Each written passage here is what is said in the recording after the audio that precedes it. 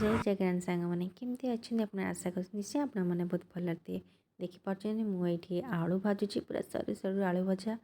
ये आलू भजा देखिकी पिला दिनर कथा बहुत मन पड़गला। सब स्कूल आसला बेले पखाड़ सहित आलू भजाटा निहाती न नहीं आलू सीझाटा सतरे एमती सिंपल सिंपल खाद्य ना बहुत ही बढ़िया लगे पखाड़ सहित खाइबाकू।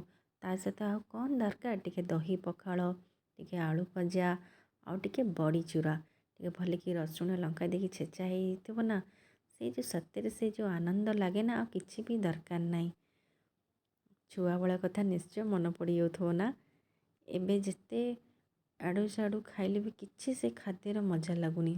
खाली से पखाल टिके आलू भजा बड़ी चूरा मम्मी करके दौला ना जो आनंद लगुला कंसाए पखाल खाई दौलु सतरे आउ से मजा आसुना कि आसब भी नहीं।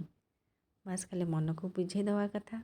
तो चैलेंज सांगने मु तो मोर पखाल खाइबाटा मजा नौची आपण मैंने भी एमती खाइबार मजा नियंतु। सिंपल सिंपल खाइबा करिकी बहुत टेस्टी थिला किंतु बस मजाटा आसनला। पखाल खाइबार मजा सांग ही खाइले ना बहुत तार मजा लगे दी गुणा और बढ़ी जाए तार टेस्टटा। तो चैलेंज सांगने यदि मो वीडियोटा भल लगे तो निश्चय लाइक करदे सब्सक्राइब करदे। रोची जय जगन्नाथ बाय।